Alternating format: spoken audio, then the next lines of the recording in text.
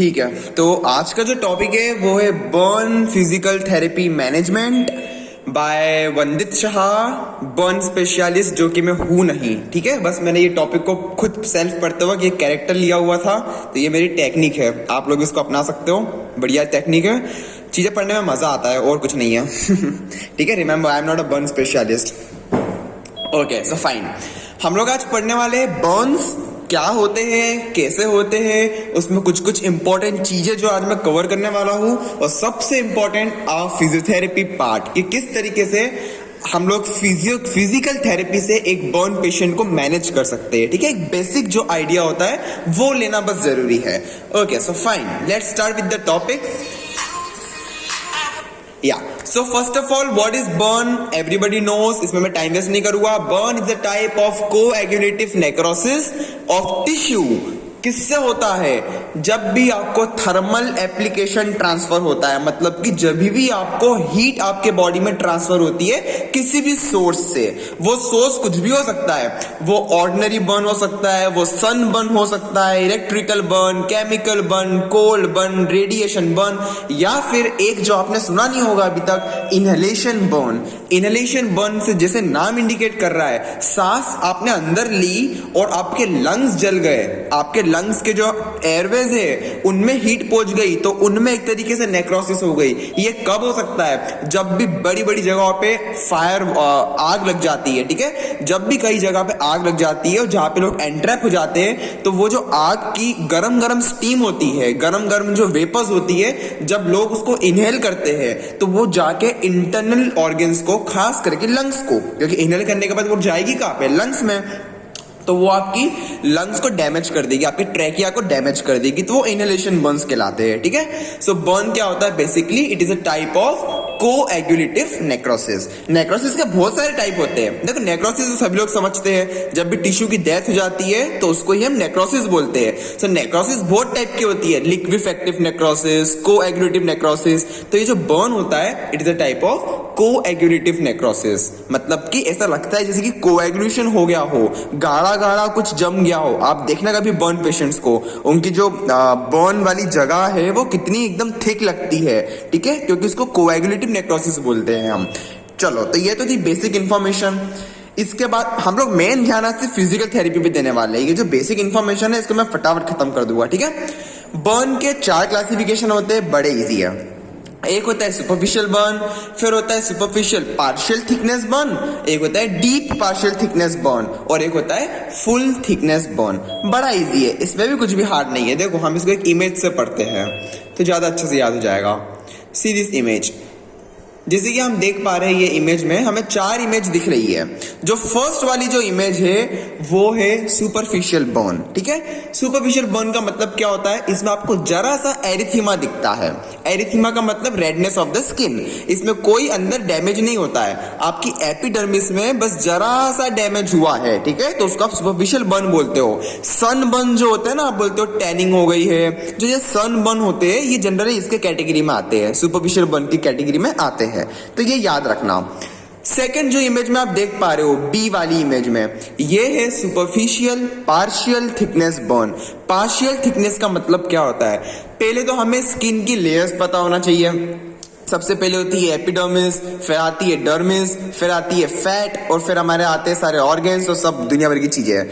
Superficial partial thickness burn में क्या होता है? आपकी एपिडर्मिस की जो लेयर है वो तो पूरी डैमेज हो जाती है, और जो आपकी डर्मिस है, डर्मिस कुछ हद तक डैमेज होती है। अगर मैं बोलूं तो डर्मिस की सिर्फ जो टॉप लेयर है, जिसको हम कैपिलरी लेयर ऑफ डर्मिस बोलते हैं, वो डैमेज हो जाती है। ठीक है, उसमें माइल्ड टू मॉडरेट इंजरी होती है। तो अगर एपिडर्मिस पूरा गया और डर्मिस थोड़ा गया तो उसको हम क्या बोलेंगे? सुपरफिशियल पार्शियल थिकनेस बर्न बोलेंगे, जो कि रेडिश कलर का दिखाई देता है। ठीक है, जैसे कि हम बी इमेज में देख पा रहे हैं, रेडिश कलर का। जो सी इमेज में आप देख पा रहे हो, वो क्या कलर आपको दिखाई दे रहा है? कोई बोल के बताएगा क्या कलर दिख रहा है सी में?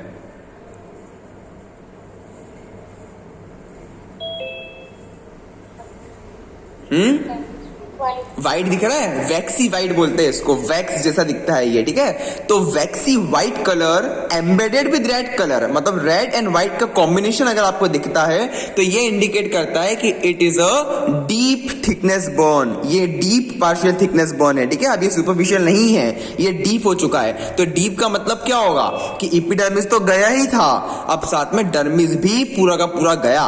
तो अगर डर्मिस भी पूरा गया, एपिडर्मिस भी पूरा गया, और कुछ हद तक अगर फैट का इन्वॉल्वमेंट भी हुआ है, डर्मिस के नीचे जो फैट रखा हुआ है अगर उसका इन्वॉल्वमेंट भी हुआ है, तो उसको हम डीप पार्शियल थिकनेस बर्न बोलेंगे, ठीक है, जिसमें आपको वैक्सी व्हाइट अपीयरेंस मिलेगा। एंड द लास्ट वन, जो सबसे भयानक और सबसे डेंजरस दिख रहा है, डी वाला, वो होता है full thickness burn. Full thickness burn में एकदम सीवियर आपको ब्लिस्टर्स मिल जाएंगे, मतलब कि आपका एपिडर्मिस, आपका डर्मिस, आपकी फैट, और ये जो चीज है ये आपकी बोन्स तक पहुंच सकती है, आपकी आर्टरीज, आपकी वेन्स, आपकी बोन्स को पिघाल सकता है ये वाला बर्न, इसलिए ये कहलाता है फुल थिकनेस बर्न। तो this are the 4 types of burn, ठीक है। Superficial burn, then superficial partial thickness burn, then deep partial thickness burn, then full thickness burn, ठीक है। और full thickness burn की एक कैरेक्टरिस्टिक्स होती है, उसको बोलते हैं scar formation, ESCHAR, scar formation. Scar formation ऐसा दिखता है, देखो, इट लुक्स लाइक दिस। आप देख पा रहे हो, ये जो एक लेयर दिख रही है आपको एकदम ब्लूइश वॉयलेट कलर की, इसको बोलते हैं स्कार फॉर्मेशन। ये हमेशा आपके फुल थिकनेस बर्न में बनता है। तो आप समझ जाना ये देख के, अगर आप ऐसा किसी पेशेंट में देखो तो समझ जाना कि it's a full thickness burn, ठीक है। ये हमेशा फुल थिकनेस बर्न में मिलेगा हमको स्कार फॉर्मेशन, एक ऐसी लेयर बन जाती है। तो ये हमें पता होना चाहिए, बर्न्स को आइडेंटिफाई करना आना चाहिए, ठीक है। तो ये थे 4 टाइप्स के बर्न। अब आती है बहुत इंपॉर्टेंट चीज, और उसको बोलते हैं रूल ऑफ 9। अब जो लोग एंट्रेंस में बैठने वाले हैं एमपीटी की, तो मैं सच बोल दूं कि एंट्रेंस एमपीटी में बहुत सारे क्वेश्चंस बनते हैं इस चीज के ऊपर, रूल ऑफ 9 के ऊपर। तो ये तो याद ही होना चाहिए। तो देखो रूल ऑफ 9 क्या बोलता है, ये बोलता है कि एक ह्यूमन बॉडी को हमने हर एक हिस्सों को, हेड को, अपर लिम्ब को, थोरैक्स को, लोअर लिम्ब को और पेरिनियम एरिया को हमने कुछ कुछ परसेंट दे दिया है। तो कभी भी किसी पेशेंट को अगर बर्न होगा तो हम लोग उसके एरिया देख के ये पता लगा पाएंगे कि कितना बर्न हुआ है उसको, कितना परसेंटेज बर्न हुआ है उसको। तो उसके लिए कुछ नंबर्स दिए गए हैं, वो नंबर्स याद रखना। हेड को दिया गया है 9%, हेड एंड नेक को दिया गया है 9% ओवरऑल, ठीक है। आपके जो ट्रंक है, अब ट्रंक के 2 हिस्से होते हैं, फ्रंट वाला और बैक वाला। तो जो फ्रंट वाला हिस्सा है उसको दिया गया है 18%, और बैक वाले हिस्से को भी दिया गया है 18%, ठीक है। तो 18 आगे पीछे। अपर लिम्ब को दिया गया है 9%, मतलब 9% फॉर 1 अपर लिम्ब, मतलब कि लेफ्ट अपर लिम्ब को 9%, राइट अपर लिम्ब को 9%, है ना। अब अपर लिम्ब छोटी होती है इसलिए 9% दिया है, लोअर लिम्ब बड़ी होती है तो लोअर लिम्ब में डबल देना पड़ता है। तो एक लोअर लिम्ब को 18%, दूसरी लोअर लिम्ब को 18%। अब बचा केवल 1%, 100 होने के लिए केवल 1% बचा, तो वो दिया है पेरिनियम को। पेरिनियम एरिया मतलब जहां पे हमारे जेनाइटल ऑर्गन्स होते हैं, वो पेरिनियम एरिया कहलाता है। तो उसको 1% दिया गया है। तो जब आप इन सबका टोटल करोगे, 9 + 18 + 18 + 9 + 9 + 1 + 18 + 18, इट विल कम टू 100%। तो इस तरीके से आपके जो बॉडी है उसको डिवाइड किया गया है। तो अब जब भी आप लोग बर्न आईसीयू में जाओ पेशेंट्स देखने, तो कभी भी फाइल मत देखो, पहले पेशेंट को ऑब्जर्व करो, देखो कि कहाँ कहाँ उसको बर्न हुआ है, और मन में कैलकुलेशन करो इस फॉर्मूले के थ्रू, इस रूल ऑफ 9 के थ्रू, कि कितना परसेंटेज ऑफ बर्न उसको हो सकता है, और बाद में पेशेंट की फाइल खोल के देखो कि क्या आप सही है। तो इस तरफ से हमारी जो है वो स्किल्स बढ़ेगी, ठीक है, हम देखना सीखेंगे। तो ये होता है रूल ऑफ 9। अब रूल ऑफ 9 के बाद एक इंपॉर्टेंट फॉर्मूला आता है। वो फॉर्मूला क्यों होता है? वो होता है टोटल बर्न सरफेस एरिया को कैलकुलेट करने के लिए, ठीक है, क्योंकि टोटल बर्न सरफेस एरिया को कैलकुलेट करना बहुत ज्यादा इंपॉर्टेंट है, क्योंकि इससे हमको प्रोग्नोसिस पता चलता है कि हमारा पेशेंट हील होने वाला है या नहीं होने वाला है। तो total burn surface area is equal to 100 minus age plus percentage of total burn surface area. मतलब जो भी उसकी एज है उसमें से 100 माइनस करो, 100 minus age plus percentage of total burn surface area. समझो कि अगर 50% आया है बर्न, तो प्लस 50 कर देना, ठीक है, 100 माइनस एज प्लस 50। तो जो भी नंबर आएगा वो आपका परसेंटेज चांस ऑफ सर्वाइवल होता है, ठीक है। और हमेशा याद रखना, जितना ज्यादा टोटल बर्न सरफेस एरिया उतना पुअर प्रोग्नोसिस, इसका मतलब उतनी कम रिकवरी, इसका मतलब उतनी कम बचने की चांसेस, सिंपल वर्ड्स, ठीक है। और ये जो बर्न वाले पेशेंट्स होते हैं, अगर ये बच्चा है 5 साल से नीचे का या अगर ये कोई ओल्ड पर्सन है 60 इयर्स के ऊपर का, तो दोनों में प्रोग्नोसिस बहुत पुअर होता है, क्योंकि दोनों की बॉडी इतने बर्न को सहन करने के लिए नहीं बनी है। चाहे वो 60 साल के ऊपर वाला इंसान हो, चाहे वो 5 साल के नीचे वाला बच्चा हो, दोनों में आपको प्रोग्नोसिस हमेशा पुअर मिलेगा, ठीक है। तो ये रूल ऑफ 9 और ये फॉर्मूला हमेशा याद रखना, बहुत काम की चीज है ये। फिर हम आते हैं कॉम्प्लिकेशंस पे। मैं हमेशा बोलता हूँ कॉम्प्लिकेशंस आर नेवर हार्ड। आप खुद सोचो, आप एक कॉम्प्लिकेशन बजाते हो जो बॉडी में नहीं हो सकता है। अगर किसी पेशेंट को बर्न हुआ है तो बॉडी में कुछ भी कॉम्प्लिकेशन हो सकता है, सारे के सारे सिस्टम्स इन्वॉल्व हो सकते हैं। मतलब कि पल्मोनरी कॉम्प्लिकेशंस, चेस्ट में सिक्रीशंस का जमा हो जाना, लंग्स का कोलैप्स हो जाना जिसको एटलेक्टेसिस बोलते हैं, मेटाबॉलिक कॉम्प्लिकेशंस, पैथोलॉजिकल स्कार बन जाना, सीवीएस के कॉम्प्लिकेशंस में आपको हाइपोवॉल्यूमिक शॉक हो सकता है, अगर आपका ब्लड लॉस हो जाए तो आपको कार्डियोजेनिक शॉक लग सकता है, आपको हार्ट अटैक आ सकता है। अपना क्या लिखा है, हेट्रोट्रोफिक ऑसिफिकेशन, जिसका मतलब क्या होता है, ये बताएगा मुझे? एनीवन पता है क्या होता है हेट्रोट्रोफिक ऑसिफिकेशन? हेट्रो से क्या समझ में आता है? हाँ, पार्ट्स आ जाएंगे, बोन्स या बोनी टाइप के पार्ट्स आ जाते हैं। हाँ, बोन फॉर्मेशन हो जाता है, मतलब बोन फॉर्मेशन जहां होना चाहिए वहां ना होके दूसरी जगह पे हो जाता है, इसलिए उसको हेट्रो बोला है। जैसे कि आपके मसल्स के अंदर बोन फॉर्मेशन हो जाएगा, आपके फैट के अंदर हो जाएगा, ठीक है, तो उसको हम हेट्रोट्रोफिक ऑसिफिकेशन बोलते हैं। या फिर न्यूरोपैथी का मतलब क्या? Nerve pathology. Any injury to nerve is called as neuropathy. तो इतने खतरनाक बर्न से आपकी नर्व्स डैमेज भी हो सकती है। So right from neurological complications to cardiovascular complications to respiratory complications, infection, कुछ भी हो सकता है बॉडी में। आप और कॉम्प्लिकेशन आपके मन से ऐड कर सकते हो, ठीक है। There are numerous of complications जो आप इसमें लिख सकते हो। तो अभी तक हमने बर्न में क्या पढ़ा? हमने कवर की डेफिनेशन, हमने कवर किए 4 टाइप के क्लासिफिकेशन, हमने कवर किया rule of 9 and how to calculate total burn surface area, and then we have covered complications। इतनी सारी चीजें करने के बाद, ये तो एक बेसिक इंट्रोडक्शन था, एक बेसिक थ्योरी थी। अब हम आते हैं हमारे मेन चैप्टर में जो कि है management, physiotherapy management for burn patients. कुछ इंपॉर्टेंट चीजें इसमें हम लोग हिट करने वाले हैं। वैसे तो टॉपिक बहुत बड़ा है, अलग अलग बुक्स बनी है इसके ऊपर, ठीक है, बट हम पढ़ने के पॉइंट ऑफ व्यू से कुछ इंपॉर्टेंट चीजें हिट करेंगे। सो लेट्स सी वो चीजें क्या क्या है, ठीक है। तो फिजियोथेरेपी मैनेजमेंट में आपके एम्स क्या होने वाले हैं? बड़े इजी है। मैं हमेशा बोलता हूं, अगर आप एग्जामिनेशन पर्पस में इसको लिखने वाले हो, अगर ये क्वेश्चन थ्योरी में आता है, तो चीजों को बढ़ाने की टेक्निक यही होती है कि आप सीधा फिजियोथेरेपी मैनेजमेंट चालू मत करो। आप हमेशा, चाहे कोई भी चीज आपको पूछी जाए, always start with the AIIMS, क्योंकि एम्स और ऑब्जेक्टिव्स जो है उससे आपकी क्वांटिटी बढ़ सकती है। कुछ लोग बहुत ज्यादा कॉन्शियस होते हैं कि कैसे क्या क्वांटिटी कैसी बढ़ाई जाए, हम क्या क्या लिखे, समझ में नहीं आता है। तो आप इन चीजों में अपना मैटर बढ़ा सकते हो, क्योंकि एम्स लिखना कोई बड़ी बात नहीं है। पूरे फिजियोथेरेपी में सब चीजों के एक ही एम्स होते हैं। एम्स आपके कभी बदलने नहीं वाले। क्या आपके एम्स होंगे? खुद सोच के देखो। एयरवे को क्लियर रखना है, रेस्पिरेटरी कॉम्प्लिकेशंस होने से बचाना है, जॉइंट रेंज ऑफ मोशन को मेंटेन रखना है, कॉन्ट्रैक्चर होने से बचाना है, डिफॉर्मिटीज होने से बचाना है, सॉफ्ट टिश्यू लेंथ को मेंटेन रखना है, उसमें टाइटनेस नहीं होने देना है, मसल स्ट्रेंथ को मेंटेन रखना है, वास्टिंग नहीं होने देना है। अब बर्न पेशेंट है तो ऑब्वियस सी बात है कि वो बेड रिडन होने वाला है, इमोबाइल होने वाला है। तो to prevent the patients from immobility complications, क्या क्या हो सकते हैं इमोबिलिटी के कॉम्प्लिकेशंस, कोई बताएगा? इमोबाइल पेशेंट्स में क्या क्या कॉम्प्लिकेशन होते हैं? Bed source, yes, wasting, respiratory complications, pneumonia, DBT, pulmonary embolism, है ना, बहुत सारे कॉम्प्लिकेशंस है हमारे पास। तो सब लिख दो इसमें, ठीक है।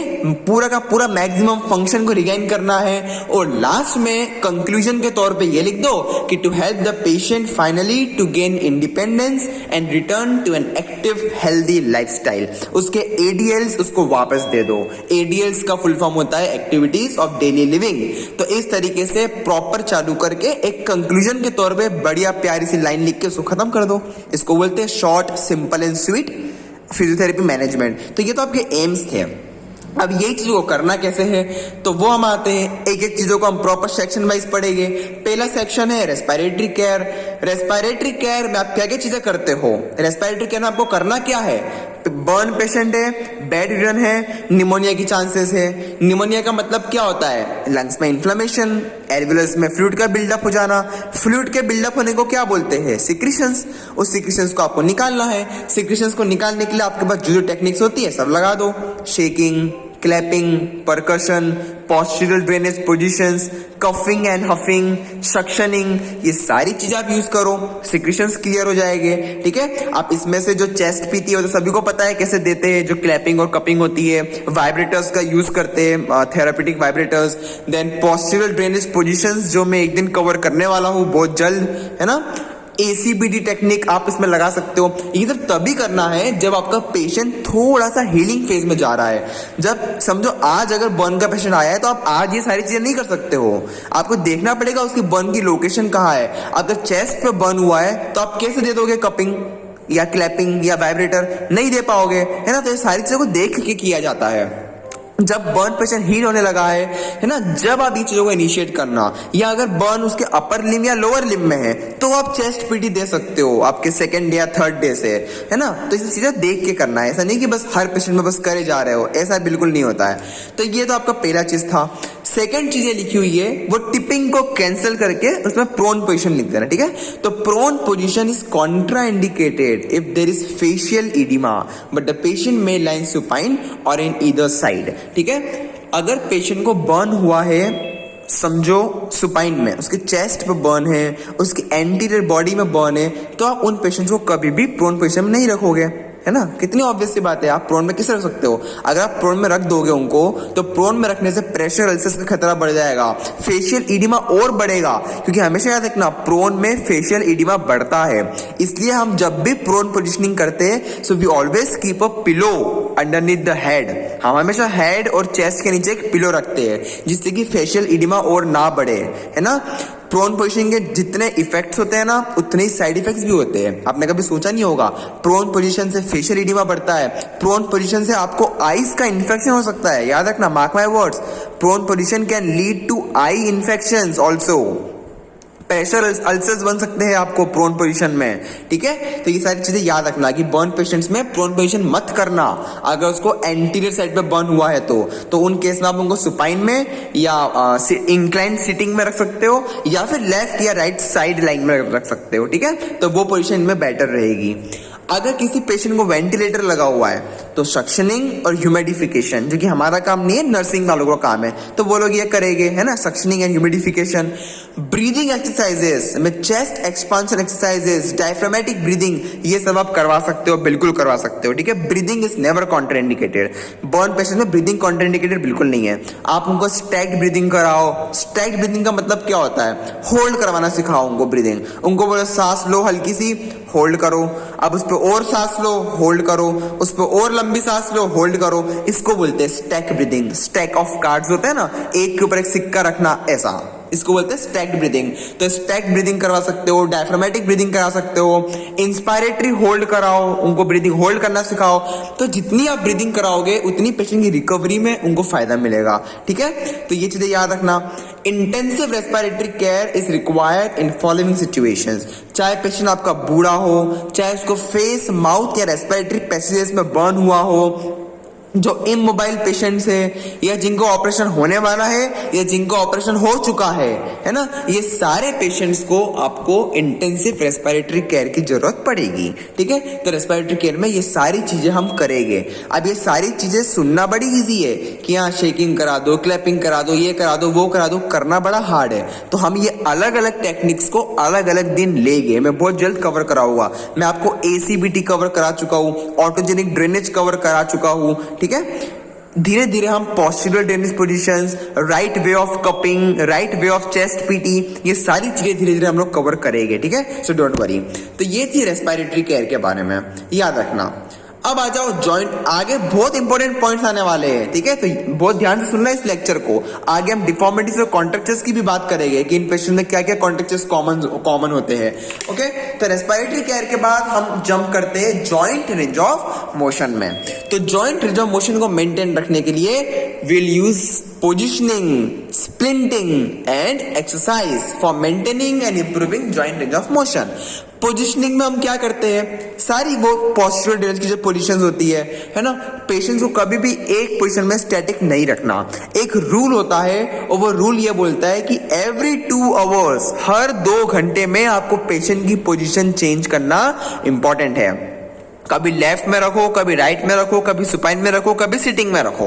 आपको ये पूरे दिन हर 2-2 घंटे में करना बहुत जरूरी है, ठीक है, नहीं तो पेशेंट्स को बहुत सारे सीवियर कॉम्प्लिकेशंस हो सकते हैं। तो द पोजीशन ऑफ कंफर्ट, आप देखना कितनी प्यारी लाइन लिखी हुई है। हमेशा पोजीशन ऑफ कंफर्ट आप खुद सोचो क्या हो सकती है, फ्लेक्शन या एक्सटेंशन। पोजीशन ऑफ कंफर्ट हमेशा फ्लेक्शन होती है। आप हमेशा अपने बॉडी को फ्लेक्शन में रखने की कोशिश करते हो। आप थक जाते हो तो आप आगे झुक जाते हो, आप सोते हो तो भी आप फ्लेक्शन में होते हो। आप कभी बिल्कुल स्ट्रेट हाथ और बिल्कुल स्ट्रेट पैर रख के सोते हो क्या? नहीं सोते हो। हम हमेशा हमारे पैरों को, हाथ को मोड़ के सोते हैं, बॉडी को मोड़ के सोते हैं। क्यों? क्योंकि वो कंफर्टेबल पोजीशन होती है हमारे लिए। तो उसी तरह बर्न पेशेंट अपने आप को कंफर्टेबल रखने की कोशिश करेगा। बट एज अ फिजियोथेरेपिस्ट हमारा ये काम है कि भैया कुछ दिन तक तो आपको अनकंफर्टेबल रहना पड़ेगा।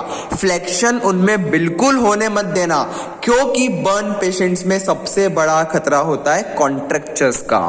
और जितना पेशेंट फ्लेक्शन में रहेगा उतना फ्लेक्शन कॉन्ट्रैक्चर्स बनने की समस्या बढ़ जाएगी, ठीक है। तो आपको बिल्कुल भी पेशेंट को फ्लेक्शन में नहीं रखना है। तो उसके लिए आप क्या यूज कर सकते हो, आप स्प्लिंट्स का यूज कर सकते हो, ठीक है। तो हम आगे ये टॉपिक्स कवर करेंगे।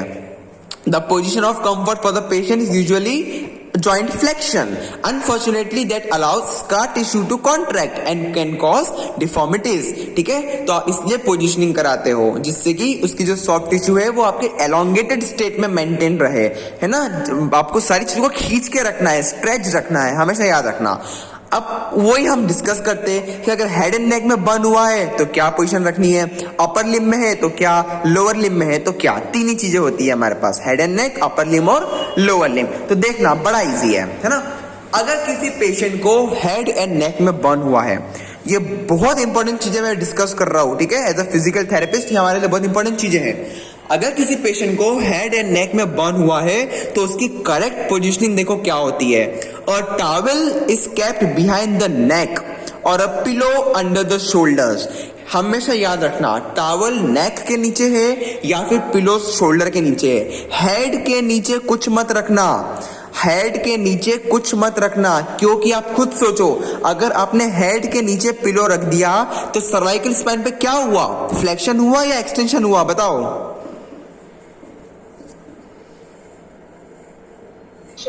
फ्लेक्शन है ना। हेड के नीचे क्या रख दोगे तो उसका हेड जो है फ्लेक्शन में जाएगा और फ्लेक्शन कॉन्ट्रैक्चर्स बन सकते हैं उसके सर्वाइकल स्पाइन में। इसलिए हम हमेशा नेक के नीचे रखेंगे, क्योंकि जैसे the time we put a pillow beneath his neck, जैसे हम उसके नेक के नीचे पिलो रखेंगे उसकी सर्वाइकल स्पाइन ऑटोमेटिकली एक्सटेंशन में चली जाएगी। शोल्डर के नीचे पिलो रखने से उसकी सर्वाइकल स्पाइन अपने आप एक्सटेंशन में चली जाएगी और हमको एक्सटेंशन ही कराना है। It helps to maintain extension of the cervical spine.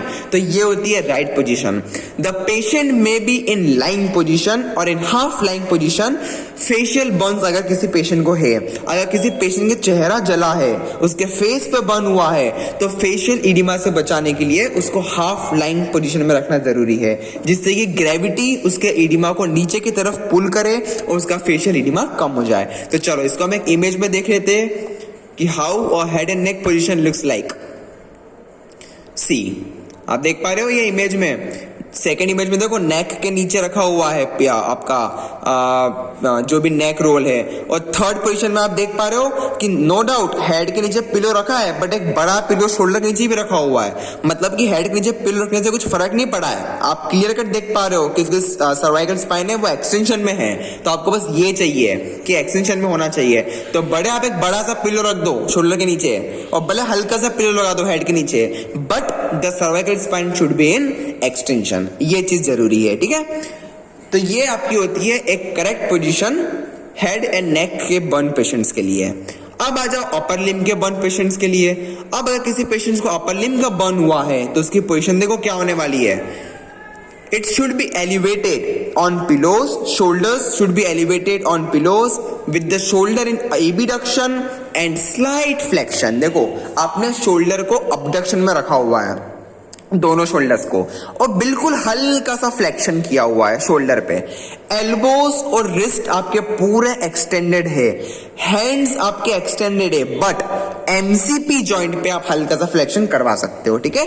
MCP joint पे आप हल्का सा फ्लेक्शन करा दो, बट जो आपके आईपी जॉइंट है उन पे आपको एक्सटेंशन रखना जरूरी है। थंब जो है आपका वो एक्सटेंशन में और अबडक्शन में होना जरूरी है। इस चीज को हम लोग फिगर्स देखेंगे तो ज्यादा अच्छे से समझ में आएगा। देखो ये वाली पोजीशन देखो, क्या देख पा रहे हो, अपर लिम जो है उसके वो अब एबिडक्टेड है, एल्बोस एक्सटेंडेड है, फोरआर्म सुपिनेटेड है ना, नेक एक्सटेंडेड है। ये होती है एक correct position for upper limb burn patients, for upper limb burn patients. मैं आखिरी में रिवाइज करा हुआ, ठीक है। एक और एक इमेज मैंने डाली हुई है इसमें जिसमें हम सारी चीजें एक साथ रिवाइज कर सकते हैं। अब के लिए बस ये याद रखना कि ये पोजीशन में हम लोग रखते हैं बर्न पेशेंट्स को अगर उनको अपर लिम का बर्न हुआ है तो इससे कॉन्ट्रैक्चर्स नहीं बन पाते हैं। अगर आप ये पोजीशन में उनको नहीं रखोगे तो उनमें shoulder contractures, elbow flexion contractures, wrist flexion contractures, ये सारी कुछ प्रॉब्लम्स आ सकती है, ठीक है, याद रखना। Then the third one is your lower limb position. Now see lower limb में क्या होता है, the lower limb are rested with the hip joint in extension and slight abduction, knees in extension and ankles in 90 degree dorsiflexion. अब ankle को 90 degree dorsiflexion में रखने के लिए हम लोग फुट ड्रॉप स्प्रिंट का यूज कर सकते हैं, ठीक है। फुट ड्रॉप स्प्रिंट जो आता है ना उसका यूज करके हम लोग एंकल्स को 90 डिग्री डॉर्सिफ्लेक्शन में रख सकते हैं। हमेशा याद रखो आपको एलिवेशन भी करना पड़ेगा पैरों पे, है ना। एलिवेशन करने के लिए एक बड़ी इंपॉर्टेंट चीज है कि एलिवेशन हमेशा बेड को उठा के कराओ। जो बेड पे वो होता है ना ऑप्शन रिमोट कंट्रोल का कि आप बेड को उठा सकते हो नीचे से ऊपर, आपको वो करना है। आप इस केस में बर्न पेशेंट्स में एलिवेशन कराने के लिए कभी भी पिलोस नहीं रखोगे लेग्स के नीचे। कितनी इंपॉर्टेंट लाइन है ये, हमको आज तक पता थी? नहीं पता थी। हमको तो ये पता था कि हाँ लेग्स पे एलिवेशन कराना है तो नीचे 3-4 पिलोस रख दो। बर्न पेशेंट पे ऐसा नहीं कराना है। क्यों, सोच के देखो। जैसे ही आप उसके पैर के नीचे पिलो रखोगे उसका हिप कौन सी पोजीशन में गया, फ्लेक्शन में गया या एक्सटेंशन में गया? फ्लेक्शन में चले जाएगा। और अगर हिप फ्लेक्शन में चले जाएगा तो हिप पे फ्लेक्शन कॉन्ट्रैक्चर्स बन सकते हैं। इसलिए हमेशा याद रखना कि हमेशा बेड को एलिवेट करो, पिलोस को एलिवेट मत करो, ठीक है। पिलोस को एलिवेट कभी मत करो। तो देखो ये पोजीशन देखना जो मैं आपको दिखाता हूं। देखो पैर कैसे है उसके, एबिडक्टेड है, नीज एक्सटेंडेड है, हिप्स एक्सटेंडेड है ना। और देखो ये एक लाइव पेशेंट की इमेज है, किस तरह से उसके हाथ देखो दोनों तरीके से एबिडक्ट किए हुए हैं, है ना। और ये एक लास्ट इमेज जिसमें सारी चीजें एक साथ कवर हो चुकी है, ठीक है। इस इमेज को आप आराम से पढ़ना, इसमें सारी चीजें जो मैंने बोली है वो कवर्ड है, right from neck to upper limb to lower limb to ankle, सारी चीजें एक प्रॉपर वे में कवर्ड है। तो इस तरीके से एक प्रॉपर पेशेंट पोजिशनिंग होती है, ठीक है, अगर किसी पेशेंट को बर्न हुआ है तो। देखो नीचे वाली इमेज में पेशेंट को प्रोन क्यों रखा हुआ है, क्योंकि बर्न उसके प्रोन साइड में हुआ है, बैक साइड में हुआ है बर्न, इसलिए आपने उसको प्रोन रखा है। तो रखनी पड़ेगा ना प्रोन। आप इस पेशेंट को थोड़ी आप सुपाइन रख सकते हो, अगर पीछे उसके पीछे बर्न हुआ है तो उसको सुपाइन में रख ही नहीं सकते हो, है ना, वरना सारी चीजें चिपक जाएगी उसकी। तो उसको इस पोजीशन में रखना जरूरी होता है अगर पेशेंट ना बैक साइड बर्न हुआ है तो। इस इमेज को ध्यान से पढ़ना लेक्चर के बाद, तो आपको सारी चीजें एक बार रिवाइज हो जाएगी और क्लियर हो जाएगी। So this were the positioning techniques. इस तरीके से हम पेशेंट को पोजिशनिंग कराते हैं। अब आ जाओ स्प्लिंटिंग में। स्प्लिंटिंग हमेशा एंटी डिफॉर्मिटी पोजीशंस में होती है। ऑब्वियस सी बात है कि जो डिफॉर्मिटी हुई है उसके अपोजिट में आपको स्प्लिंटिंग करना पड़ेगा। स्प्लिंटिंग आप क्यों करते हो? कॉन्ट्रैक्चर से बचाने के लिए, रेंज ऑफ मोशन को मेंटेन रखने के लिए, कॉन्ट्रैक्चर को ठीक करने के लिए, है ना, और प्रॉपर जॉइंट या टेंडन को प्रोटेक्ट करने के लिए। स्प्लिंट्स दो टाइप्स के होते हैं, स्टैटिक, डायनेमिक। स्टैटिक का मतलब क्या होता है? इमोबाइल। अगर आपको पेशेंट को इमोबाइल रखना है, उसको बिल्कुल मूवमेंट नहीं कराना है, so you will use a static splint. और अगर आपको डायनेमिक मतलब आप चाहते हो कि हाँ थोड़ा बहुत मूवमेंट पॉसिबल हो पाए, so you will use a dynamic splint, है ना। डायनेमिक स्प्लिंट आप यूज कर सकते हो, हाथ के लिए आते हैं ये, एमसीपी जॉइंट फ्लेक्शन के लिए, थंब अबडक्शन के लिए। तो इसमें क्या होता है, पेशेंट हल्के हल्के मूवमेंट कर सकता है, नाम ही इंडिकेट करता है डायनेमिक स्प्लिंट, जिसमें कि मूवमेंट पॉसिबल होता है। So static and dynamic splints का हम यूज कर सकते हैं इन पेशेंट्स में। स्प्लिंटिंग में एक चीज हमेशा याद रखना, स्प्लिंट्स कभी भी टाइट नहीं होना चाहिए। स्प्लिंट्स अननेसेसरी मूवमेंट्स को ब्लॉक नहीं करना चाहिए। स्प्लिंट्स आप कभी भी जॉइंट्स के ऊपर डायरेक्टली नहीं लगाते हो, है ना। अगर किसी पेशेंट की ग्राफ्टिंग हुई है तो उसके ऊपर अगर आप स्प्लिंट लगा रहे हो तो एबनॉर्मल प्रेशर क्रिएट नहीं होना चाहिए। बॉनी प्रोमिनेंसेस को आपको अवॉइड करना जरूरी है और nerve compression must be avoided. ये कुछ सारी चीजें जब भी हम स्प्लिंटिंग करते हैं तो हमको याद रखना जरूरी है, वरना क्या हो सकता है कि स्प्लिंटिंग के भी कॉम्प्लिकेशन हो सकते हैं। स्प्लिंटिंग से आपका ग्राफ्ट डैमेज हो सकता है, आपके फ्लैप्स डैमेज हो सकते हैं। तो ये सारी चीजें हमें याद रखना बहुत जरूरी है। अब सारी चीजें इजी है, अब बिल्कुल फालतू की चीजें लिखी हुई है, ठीक है। तो अब इसको हम फटाफट ले लेते हैं, क्योंकि जो इंपॉर्टेंट चीजें थी, जो कॉन्ट्रैक्चर्स बनने वाले थे, जो पोजीशन थी, वो सारी इंपॉर्टेंट चीजें थी। अब बड़ी आसान चीजें, एक्सरसाइजेस में क्या है, कुछ भी नहीं। हम क्या क्या कराते हैं, हम active exercises, active assisted exercises, passive movements, ये सारी चीजें हम कराएंगे डैमेज लिम्स में, है ना। Movement should be perform frequently to reduce oedema and to reduce joint stiffness. ये तो बड़ी बच्चे की चीज बोल दी है इन लोगों ने, करानी ही है हमको तो मूवमेंट्स। बट एक चीज इसमें याद क्या रखेंगे हम लोग कि अगर किसी पेशेंट का स्किन ग्राफ्ट हुआ है ना, स्किन ग्राफ्टिंग की जरूरत कब पड़ सकती है, या तो फुल थिकनेस बर्न में या फुल डीप थिकनेस बर्न में, इन दोनों में पेशेंट को स्किन ग्राफ्टिंग लगती है। तो अगर स्किन ग्राफ्टिंग हुई है किसी पेशेंट की, तो आप 3 से 5 दिन तक कोई भी एक्टिव या passive range of motion exercises नहीं करा सकते हो, क्योंकि ग्राफ्ट को हील होने के लिए टाइम लगता है। Okay, so first allow the graft to heal for 3 to 5 days and then after 5 days you can move on to your active and passive range of motion exercises. हमेशा याद रखना, ठीक है। हील बर्न एरिया को moist रखना काफी important है, तो उसके लिए लुब्रिकेंट्स भी आते हैं। तो लुब्रिकेंट्स जैसे हम लोग तो नहीं लगाते, वो नर्सिंग वालों को काम होता है, वो नर्सिंग वाले संभालते हैं, ठीक है। ये चीज याद रखना। अब एक बार आपका बर्न का जो वुंड है वो हील हो चुका है, अगर आपको ग्रेनुलेशन टिश्यू दिख चुकी है, तो उसके बाद आप आपकी इलेक्ट्रोथेरेपेटिक मोडालिटीज में अल्ट्रासाउंड का यूज कर सकते हो, क्योंकि हम लोगों ने अल्ट्रासाउंड में पढ़ा हुआ है। अल्ट्रासाउंड क्या करता है, वुंड हीलिंग में हेल्प करता है, स्कार टिश्यू को कम करने में हेल्प करता है, एडिशंस को बनने से रोकता है, सॉफ्ट टिश्यू को मेंटेन करके रखता है ना। बहुत सारे यूजेस होते हैं अल्ट्रासाउंड के। तो अल्ट्रासाउंड आप यूज कब करोगे, तभी यूज करोगे तब जब आपका वुंड अच्छे से थोड़ा हील हो चुका है, जब आपको ग्रेनुलेशन टिश्यू दिखना चालू हो चुका है, ठीक है। अब एक बार जब पेशेंट की कंडीशन नॉर्मल होना चालू हो गई है, तो उसको आप वॉकिंग सिखाते हो, पर वॉकिंग आप उसको डायरेक्टली नहीं करवाते हो, एक प्रॉपर मैनर में आपको लेके जाना पड़ता है। तो प्रॉपर मैनर क्या होता है, टिल्ट टेबल का यूज करना, ठीक है। टिल्ट टेबल से आप पहले उसको खड़ा होना सिखाते हो।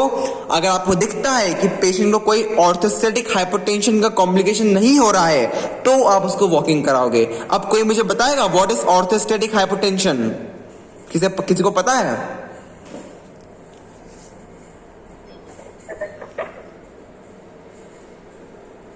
Yes, what is orthostatic hypotension? Position change होने की। हाँ, अगर हम किसी पेशेंट को एकदम से सो के उठने को बोल दे, तो एकदम से उसका जो बीपी है वो ड्रॉप हो सकता है, there is a drop in blood pressure, और पेशेंट को चक्कर आ सकते हैं, एकदम से वो गिर सकता है, उसको बोलते हैं orthostatic hypertension.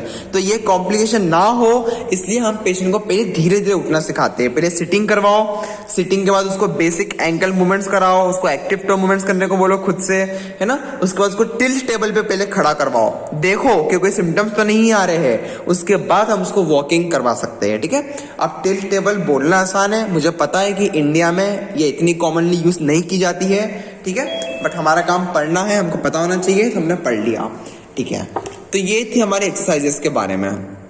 As soon as possible, the patient is encouraged to be independent in self-care and basic एडियर्स ऑफ द लाइफ।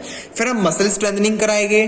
जब किसी बर्न पेशेंट को एडमिट है तो मसल स्ट्रेंथनिंग के लिए आप आइसोमेट्रिक एक्सरसाइजेस करा सकते हो, आप थेराबैंड्स के थ्रू जरा जरा से बिल्कुल लाइट रेजिस्टेंट एक्सरसाइजेस करा सकते हो, आप स्मॉल वेट्स का भी यूज कर सकते हो। ठीक है, अगर किसी पेशेंट को अपर लिम्ब में बर्न है तो लोअर लिम्ब ने क्या बिगाड़ा है भाई, तो आप लोअर लिम्ब में वेट्स बांधो, एसएलआर कराओ, है ना, एसएलआर साइड लेग में अबडक्शन कराओ अगेंस्ट वेट। मतलब ओवरऑल आपको स्ट्रेंथनिंग को मेंटेन करना इंपॉर्टेंट है। ठीक है, तो ये चीज याद रखना। एरोबिक एक्सरसाइजेस में आपकी क्या क्या आ जाएगी, सबसे इंपॉर्टेंट एरोबिक होती है एम्बुलेशन। बट एम्बुलेशन जब भी पॉसिबल है जब पेशेंट की कंडीशन नॉर्मल हो चुकी है और वो चलने फिरने लग सकता है। ठीक है, तभी आप एम्बुलेशन कराओगे, नहीं तो फिर जब तक पेशेंट बेड रिडन है तब तक आप उसको ब्रीदिंग वगैरह कराओगे। ठीक है, डायफ्रामेटिक ब्रीदिंग और ये सारी टेक्निक्स कराओगे, आप सिक्रीशंस निकालने में उसको हेल्प करोगे। ठीक है, ये चीजें याद रखना। हाँ, तो यहाँ तक हमारा पहला पार्ट था बर्न पेशेंट्स को ट्रीट करने का। किसी भी वक्त मीटिंग क्लोज हो सकती है टाइम के कारण, तो आप लोग वापस ऐड हो जाना, बस 2 पेज का और बचा है। अब आ जाओ PT management after plastic surgery. इसमें भी कुछ भी अलग नहीं है। देखो थोड़ा सा मुझे पता है बोरिंग हो सकता है क्योंकि इसमें आज चीजें हम बदल नहीं सकते, ये चीजें चलती आ रही है, ये चीज हमको करवानी है। जो इंपॉर्टेंट पार्ट था वो हम स्टार्टिंग में पढ़ चुके हैं कि रूल ऑफ 9 क्या था, कॉन्ट्रैक्चर्स कैसे बनते हैं, तो किस तरीके से हम उसको पोजिशनिंग करवा सकते हैं, ये सारी इंपॉर्टेंट चीजें थी। अब ये चीजें आई नो थोड़ी सी बोरिंग है, बट चलो देख लो यार, एक बार तो देखना है। PT management after plastic surgery. अब किसी पेशेंट की प्लास्टिक सर्जरी हो चुकी है तो अब सबसे बड़ा कॉम्प्लिकेशन आपके सामने क्या है, वो है प्लास्टिक स्कार मैनेजमेंट, क्योंकि स्कार टिश्यू बनने वाला है ना। स्कार टिश्यू को बनने से रोकना नहीं है एक्चुअली, क्योंकि स्कार टिश्यू तो बनना ही है, अच्छी बात है बनना, बट उसमें टाइटनेस नहीं होना चाहिए, वो कॉन्ट्रैक्चर का फॉर्म नहीं लेना चाहिए। तो उसके लिए सबसे इंपॉर्टेंट होता है प्रेशर गारमेंट्स का यूज करना। ठीक है, स्कार टिश्यू को मैनेज करने के लिए हम लोग प्रेशर गारमेंट्स का यूज कर सकते हैं। मार्केट्स में अवेलेबल होते हैं प्रेशर गारमेंट्स। तो प्रेशर गारमेंट्स जैसे ही आप लगाते हो तो प्रेशर जो होता है ये सबसे प्यारी चीज होती है स्कार टिश्यू को मैनेज करने के लिए। इसके अलावा अगर मैं मैनुअल टेक्निक्स की बात करूं तो deep friction techniques, your stroking, your क्या क्या बहुत सारी चीजें होती है, पैट्रिसाज होती है, इसमें सॉफ्ट टिश्यू मोबिलाइजेशन होता है, ये सारी चीजें जिसमें प्रेशर जाता है पेशेंट की बॉडी में, वो चीजें आप यूज कर सकते हो स्कार टिश्यू को मेंटेन करने के लिए। ठीक है, इससे कोलेजन की जो फ्रीक्वेंसी है वो इंप्रूव होती है ना, रीऑर्गेनाइज होता है कोलेजन, आपका ब्लड फ्लो जो है वो कम होता है। देखो आपको स्कार टिश्यू में ब्लड फ्लो को एक्चुअली कम करना होता है, decrease the blood flow to the area, क्योंकि जितना ज्यादा ब्लड फ्लो होगा उतना ज्यादा उसमें कॉन्ट्रैक्चर और फाइब्रोसिस होने की चांसेस बढ़ जाती है। ठीक है, इसलिए हम प्रेशर लगाते हैं उस एरिया में, जिससे कि ब्लड फ्लो थोड़ा सा कम हो जाए उस एरिया में, ये याद रखना। ठीक है, तो स्कार टिश्यू को मैनेज करने के लिए हमारे पास देखो ये टेक्निक्स होती है। हम पैसिव स्ट्रेचिंग करवा सकते हैं। ठीक है, पेशेंट को पहले नॉर्मल रेंज ऑफ मोशन कराओ और एट द एंड आप स्ट्रेच को ऐड कर सकते हो, इससे स्कार की स्ट्रेचिंग होएगी। और स्कार को स्ट्रेच करना बहुत इंपॉर्टेंट है, वरना कॉन्ट्रैक्चर्स बन जाएंगे। ठीक है, प्रेशर ड्रेसिंग आपको कराना इंपॉर्टेंट है। तो प्रेशर ड्रेसिंग के लिए बहुत सारे अलग अलग मार्केट्स में चीजें अवेलेबल होती है। ठीक है, वेस्ट आते हैं, ग्लव्स आते हैं, फेस मास्क आते हैं। तो ये चीजें हमारी नहीं है, ये चीजें उनको ऑलरेडी जो नर्सिंग डिपार्टमेंट है, जो डॉक्टर है वो रिकमेंड करता है। ठीक है, ये याद रखना। डीप फ्रिक्शन मसाज दे सकते हो, बिल्कुल दे सकते हो, या उनके जो पेशेंट की जो घर वाले हैं उनको सिखा सकते हो, आप मत देना। ठीक है, deep friction massage you can teach the family members. आप उनको बताओ कि इस तरीके से आप इनको दिन भर में थोड़े से थंब का यूज करके इस तरीके से मसाज कर सकते हो। You can teach the patients family members. ठीक है, तो वो इस चीज को करवा सकते हैं। आपका काम सिर्फ एडवाइस देना है, you are not a massage therapist, आप मसाज वाले बिल्कुल नहीं हो। ठीक है, तो ये चीजें आप मत करना प्लीज, ये आप उनके फैमिली मेंबर्स को सिखाना। अब हम क्या बात करते हैं, पीटी फॉलोइंग फ्लैप ट्रांसफर। अब जो पेशेंट्स में फ्लैप ट्रांसफर हुआ है, स्किन फ्लैप्स की बात कर रहा हूं मैं, मतलब सिंपल वर्ड्स में मैं स्किन ग्राफ्टिंग की बात कर रहा हूं। जिन पेशेंट्स में स्किन ग्राफ्टिंग है उन पेशेंट के रेस्पिरेटरी सिस्टम पे वर्क करना इंपॉर्टेंट है। इसमें कुछ भी नहीं, आप वही सारी breathing exercises, huffing coughing techniques सिखाते हो उनको। एक्सरसाइजेस में passive range of motion to all joints. Flap पर क्या याद रखना कि फ्लैप पे कंप्रेशन नहीं आना चाहिए। फ्लैप पे बिल्कुल भी आपको कंप्रेशन नहीं करना है। स्कार टिश्यू अलग होता है। फ्लैप का मतलब होता है स्किन ग्राफ्ट। स्किन ग्राफ्ट को हील होने में टाइम लगता है। आप स्किन ग्राफ्टिंग पे कभी भी प्रेशर नहीं दे सकते हो, ये चीज हमेशा याद रखना, वरना पेशेंट को स्किन ग्राफ्ट फेलियर हो सकता है, स्किन ग्राफ्ट के कॉम्प्लिकेशन हो सकते हैं, स्किन ग्राफ्ट की नेक्रोसिस हो सकती है। आप नहीं चाहोगे कि ये चीजें कभी पेशेंट्स को हो जाए, ठीक है। तो आप ये चीज याद रखना कि कभी भी डायरेक्ट प्रेशर मत देना स्किन ग्राफ्टिंग के ऊपर, फ्लैप के ऊपर, ठीक है। हाँ, and the last page is follow up care. अब जब पेशेंट का समझो आज डिस्चार्ज होने वाला है, तो हमेशा एक डिस्चार्ज समरी उसको बना के दो। तो होम एक्सरसाइज प्रोग्राम के तौर पे आप उसको कुछ कुछ चीजें बताओ जो वो घर पे कर सकता है, जिसमें आपकी बहुत सारी रेंज ऑफ मोशन एक्सरसाइजेस होती है। आप उसको पुली बनाना सिखाओ घर पे, कि किस तरीके से वो पुली मैकेनिज्म घर पे बना सकता है, क्योंकि पुली को बनाना काफी ईजी होता है। एक पुली बस बाय करने की देर होती है मार्केट से, तो पुली से वो उसकी different range of motion exercise कर सकता है। मसाज आप उसको घर पे करना सिखा दो कि कैसे करना है। एडीएल्स में उसको एनकरेज करो। फैमिली मेंबर्स को कुछ कुछ चीजें सिखाना काफी इंपॉर्टेंट है, कि किस तरीके से स्प्रिंट्स को लगाना है, किस तरीके से स्प्रिंट्स को निकालना है। प्रॉपर वॉशिंग स्प्रिंट्स की भी इंपॉर्टेंट होती है। आप डर्टी स्प्रिंट्स कभी यूज नहीं करते हो, वरना इन्फेक्शन का खतरा हो सकता है। तो वुंड केयर करना सिखाना पड़ता है आपको, कि टाइम टू टाइम वुंड पे ध्यान दो। आप उनके पेशेंट की फैमिली मेंबर्स को साइंस बताओ कि वुंड के क्या क्या साइंस होते हैं। अगर आपको रेडनेस दिख रही है, अगर आपको पस का डिस्चार्ज दिख रहा है, अगर आपको उसमें इचिंग हो रही है, अगर आपको उसमें पेन हो रहा है, तो वो साइंस होते हैं कि आप जाके किसी एमडी को दिखाओ, है ना। ये जो एडवाइस होती है, ये हम लोग as a doctor, as a physical therapist patient की फैमिली मेंबर्स को दे सकते हैं, ठीक है। फिर प्रॉपर स्किन केयर कि कौन कौन सी साबुन, अब देखो आपको साबुन का भी नॉलेज होना चाहिए। ऐसा नहीं है कि आपको नॉलेज प्रॉपर हर चीज का होना चाहिए कि कौन सी साबुन यूज करना चाहिए उस जगह पे, है ना। तो ये सब नॉलेज रखना काफी इंपॉर्टेंट होता है ना। उसको हमेशा एडवाइस दो कि सन का एक्सपोजर वो डायरेक्ट ना ले। कभी भी पोस्ट बर्न पेशेंट्स को सन का एक्सपोजर डायरेक्टली नहीं लेना चाहिए, क्योंकि सन भी एरिथीमा कराएगा, है ना। और हम नहीं चाहते हैं कि एरिथीमा और हो, क्योंकि ऑलरेडी पेशेंट को बहुत एरिथीमा हो चुका था, इतना खतरनाक वो बर्न करके आया था। तो उसको सन एक्सपोजर से बचाना है, तो आप ये एडवाइस दे सकते हो पेशेंट को। एंड मॉइस्चराइजिंग क्रीम्स अप्लाई करना पड़ता है दिन में 2 से 3 बार, उस जगह को मॉइस्ट रखने के लिए, जिससे उसमें इन्फेक्शन ना हो और ड्राई ना हो वो, ठीक है। तो मॉइस्चराइजिंग क्रीम्स आप उनको प्रिस्क्राइब कर सकते हो। इनके बारे में नॉलेज थोड़ा थोड़ा रखना काफी इंपॉर्टेंट है। तो आज आप लोग सर्च कर सकते हो कि इनके लिए कौन कौन सी साबुन आती है, इनके लिए कौन कौन सी मॉइस्चराइजिंग क्रीम्स आती है। तो ये एडवाइस देने में हमको हेल्प करता है। तो एज ए फिजिकल थेरेपिस्ट हम लास्ट में एक डिस्चार्ज समरी बना के उनको पकड़ा सकते हैं कि लो भैया ये अपना घर पे देखो अब आप, और इस तरह से आप आपका पूरा स्केड्यूल जो है वो बना लो और अपना मतलब प्रॉपर हेल्थ पे ध्यान दो। तो इस तरीके से एक पूरा बर्न मैनेजमेंट हमारा फिजियोथेरेपी में होता है। तो आज हमने ओवरऑल क्या क्या चीजें पढ़ी थी। हमने पढ़ी थी बर्न की डेफिनेशन, हमने पढ़े थे बर्न की क्लासिफिकेशन, बर्न के complications, rule of 9 and physiotherapy management में हमने पढ़ा था AIIMS, respiratory care, joint range of motion में कॉन्ट्रैक्चर से बचाने के लिए हेड एंड नेक, अपर लिम और लोअर लिम तीनों की अलग अलग पोजिशनिंग हमने पढ़ी थी। स्प्लिंटिंग हमने पढ़ी, एक्सरसाइजेस हमने पढ़ी, और PT management after plastic surgery में स्कार टिश्यू को कैसे मैनेज किया जाता है ये हमने पढ़ा। और लास्ट में होम प्रोग्राम क्या क्या हमको देना है ये हमने पढ़ा। तो यहाँ पे हमारा चैप्टर जो है वो आज का खत्म होता है। ये जो डायग्राम है ये आप लोग अच्छे से देखना है, इसको अच्छे से। सारी कुछ पोजीशंस जो है right from head and neck to upper limb to lower limb सब कुछ इसमें कवर्ड है। ये आपका एक सिंगल डायग्राम है जो आपकी ओवरऑल पोजीशनिंग पे आपको एक आइडिया देता है, ठीक है। सबसे इंपॉर्टेंट जो चीज होती है बर्न पेशेंट्स में वो होती है पोजीशनिंग और रेस्पिरेटरी केयर। बस 90% जो ट्रीटमेंट है वो यही होता है, पोजीशनिंग और रेस्पिरेटरी केयर। और जो बचा हुआ 10% है उसमें आपकी स्ट्रेंथनिंग और ये सारी चीजें आती है, ठीक है। ये चीज हमेशा याद रखना। तो ये था आज का हमारा बर्न का टॉपिक। आई होप सभी को समझ में आ गया हो। कोई डाउट हो तो मुझसे प्राइवेट डीएम पे पूछ लेना, ठीक है। सबको समझ में आ गया टॉपिक आज का?